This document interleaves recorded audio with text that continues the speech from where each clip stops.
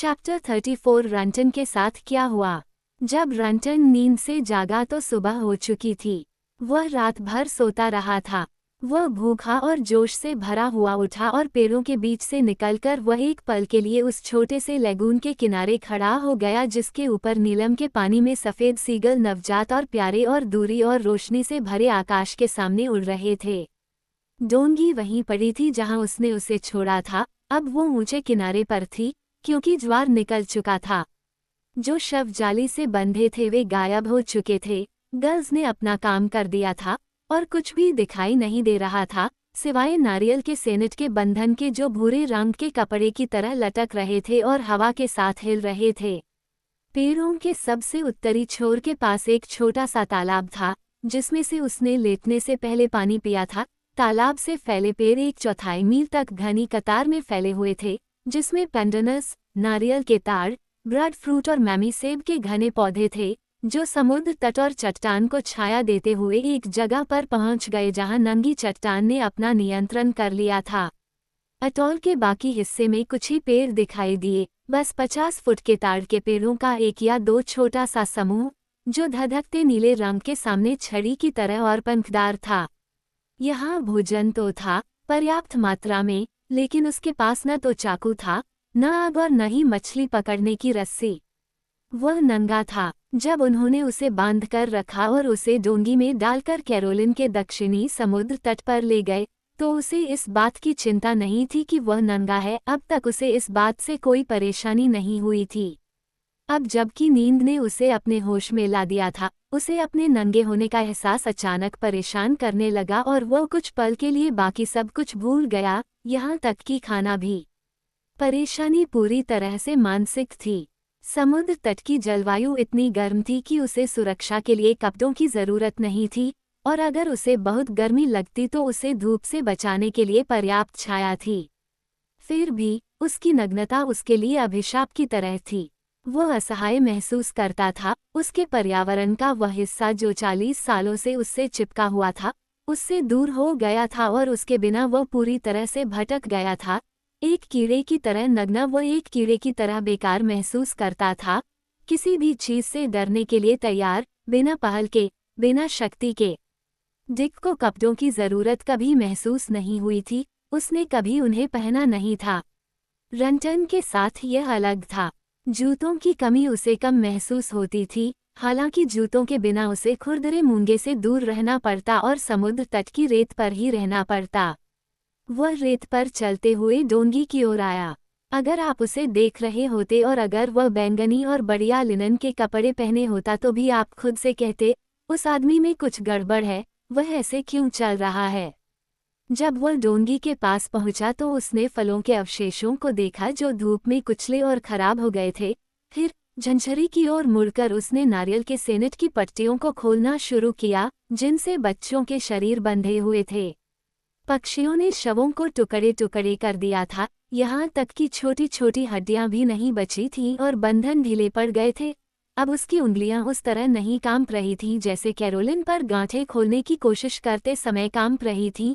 उसके पास काम करने के लिए काफी समय था और धीरे धीरे बंधन खुलते गए। फिर यदि गर्ल्स ने देखने की जहमत उठाई होती तो उन्हें एक अजीब दृश्य दिखाई देता। रंटन अपने लिए एक लंगोटी बनाने की कोशिश कर रहा था। क्यों? उसकी रचना में न तो शालीनता थी और न ही शर्म। उसे नग्न अवस्था में देखने वाला कोई नहीं था सिवाय गर्ल्स के। फिर उसने क्यों परेशान होना चाहा? उसने परेशानी उठाई और नतीजा उसकी परेशानी के लायक नहीं था। फिर और अभी भी बिना खाए वो मुड़ा और सड़ते हुए पेंडनस और दूसरे फलों को डोंगी से बाहर निकाला। वह उसे बाहर नहीं निकाल सकता था क्योंकि उसके पास पानी रखने के लिए कुछ भी नहीं था, लेकिन वह आउटरिगा पर उलझी हुई खरपतवार का एक लंबा टुकड़ा ले आई थी। सूरज ने उसे सुखा दिया था, लेकिन उसने उसे फिर से लैगून के पानी में गीला कर दिया और उसे एक तरह के पोछे की तरह इस्तेमाल किया। उसे साफ करने के बाद और ये देखने के बाद कि मस्तूल, पाल और चप्पू सब ठीक हैं, वो पेड़ों के पास वापस आया, कुछ पेंडनस के पौधे तोड़े और खाने लगा। खाना खाने के लिए बैठते ही उसने अपनी बाईं पतलून की टांग को ऊपर उठाया जो उसकी आदत थी। पेड़ों के पास वापस आने के लिए नाव से उतरने से पहले उसने अपनी जेब में हाथ डालने की कोशिश की थी। इस तरह और दूसरे तरीकों से और लगातार उसके गायब हो चुके कपड़े उससे बात करते रहे, उसे याद दिलाते रहे कि वह नंगा है, दुनिया के सामने कीड़े मकोड़ों की तरह नंगा।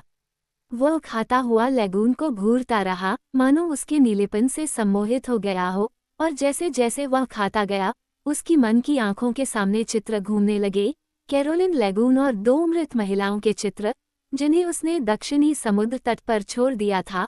और फिर, जैसे एक पक्षी एक डाल से दूसरी डाल पर उछलता है, उसका मन कैरोलिन से हटकर किरमाडिक के डेक पर चला गया और वहां से लेवोआ की रेत पर चला गया, जिसके जंगल में उसने पीटरसन को मार डाला था।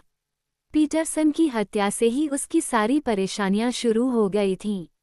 ऐसा लग रहा था मानो पीटरसन उसका पीछा कर रहा था, धीरे धीरे और धीरे धीरे उसके कपड़ों तक सब कुछ उतार रहा था।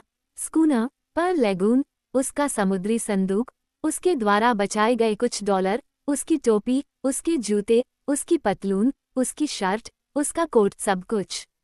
उसने इस विचार को दूर करने की कोशिश की लेकिन असफल रहा। अभी सुबह के 9 बजे थे, दिन सूर्यास्त के बाद खत्म नहीं होता, नीला और चमकीला दिन, रात के अंतराल के साथ, महीनों महीनों तक चलता रहता क्योंकि बरसात का मौसम अभी दूर था। और वह व्यापार के लिए बाहर निकल चुका था। वह खड़ा हुआ, अपने चारों ओर देखा, और फिर सावधानी से चलते हुए, बाहरी समुद्र तट के ऊपर खुरदरे मूंगे की ओर बढ़ा। यहाँ एक चिकनी जगह पर वह खड़ा था और उत्तर पूर्व की ओर समुद्र को देख रहा था। कुछ नहीं, कैरोलिन अपने नीले हृदय में अद्भुत खजाना समेटे कहीं खोया हुआ पड़ा था, इतना दूर की लेगून की रोशनी भी दिखाई नहीं दे रही थी। वह दक्षिण पूर्व की ओर मुड़ा। वहाँ कहीं पॉमोट्स पड़ा था। क्या उसे डोंगी को आगे बढ़ाकर उन तक पहुँचने का प्रयास करना चाहिए? आज सुबह उठने के बाद से ही रंटन पर दोहरी सनक सवार हो गई थी, अपनी नग्नता का लकवाग्रस्त एहसास और अब यह एहसास कि किसी तरह पीटरसन उसका पीछा कर रहा है, बुरी किस्मत के साथ लीग के जूते पहने हुए। वह न तो भगवान में विश्वास करता था और न ही भूत प्रेत में, बल्कि वो किस्मत में विश्वास करता था और उसकी किस्मत भयावह थी और यह पीटरसन की हत्या से शुरू हुई थी। इस दोहरे जुनून ने उसकी ऊर्जा के पैरों तले से जमीन खिसका दी और उसके दिमाग में डोंगी में भागने का विचार आया, लेकिन फिर उसे छोड़कर चला गया। वह पेड़ों के पास वापस आया, उनकी छाया में लेट गया और अब सीगल उससे बातें करने लगे। छोटे से द्वीप में 2 आवाजें थीं, लहरों की अंतहीन ध्वनि और सीगल की अंतहीन शिकायत। कभी कभी यह सिर्फ 1 या 2 आवाजें होती, कभी कभी कोलाहल, हमेशा उदासीनता, एक ऐसी दुनिया की आवाजें जो मनुष्य के बारे में कुछ नहीं जानती थी। कैरोलिन बीच पर उसने जिन मृत महिलाओं को छोड़ दिया था, वे भी उस व्यक्ति से ज्यादा खतरनाक नहीं थी जिसने उन्हें मारा था, और जब रंटन वहां लेटा तो उसे लगा कि वह बाहर है। कोई भी उसके भाग्य के बारे में नहीं जानता था। वह अपने आसपास की किसी भी चीज के लिए किसी भी तरह से दिलचस्पी का विषय नहीं था, हवा के लिए, सूरज की रोशनी के लिए, पेड़ों के लिए, सीगल के लिए। अगर वह रेत पर मर जाता तो वह शिकारी सीगल के लिए दिलचस्पी का विषय बन जाता, लेकिन जीवित होने पर वह किसी के लिए भी दिलचस्पी का विषय नहीं था। यह कोई क्षणिक विचार नहीं था, यह उसके मन में उसकी नग्नता द्वारा जीवित रखा गया था। उसके मन से जीवित प्राणियों और अभ्यस्त परिवेश के रूप में उसके वस्त्र उतार दिए गए थे, ठीक वैसे ही जैसे उसके शरीर से शर्ट, कोट और पतलून के रूप में उसके वस्त्र उतार दिए गए थे। दोनों नग्नताएं 2 आवाज़ों की तरह थीं जो लगातार एक दूसरे से बात कर रही थीं, एक दूसरे को जवाब दे रही थीं, एक दूसरे की प्रतिध्वनि कर रही थीं। फिर चट्टान की सरसराहट से सम्मोहित होकर वह नींद में चला गया। वह स्कूना पर था। वह कैरोलिन लेगून में लंगर डाले हुए था और चालक दल के सदस्य मोतियों की तलाश में गोता लगा रहे थे। डिक पर सीपियों का ढेर लगा हुआ था और कार्लिन उसे अपनी हथेली में एक बहुत बड़ा मोती दिखा रहा था। यह आखिरी था, उन्होंने लेगून को पूरी तरह से साफ कर दिया था और अब फ्रिस्को, धन, शराब और महिलाओं के लिए मुख्य पाल की धुलाई थी। वो केबिन में था, फर्श पर मोती और चारपाई में मोती बिखरे हुए थे, और जैसे ही जहाज लुढ़का, मोती भाग गए और उसने उन्हें अपने हाथों और घुटनों के बल फर्श पर दौड़ाया और जैसे ही उसने उन्हें पकड़ा वे कंकड़ में बदल गए। कुछ सफ़ेद चूहों में बदल गए और कार्लिन के ऊपर भाग गए जो अपनी चारपाई के पास मृत पड़ा था, और फिर पोनी ने अपना सिर रोशनदान से बाहर निकाला और उसे नीचे बुलाया, का, और वह पेड़ों के नीचे से एक गुजरती हुई गूल की आवाज़ से जाग गया।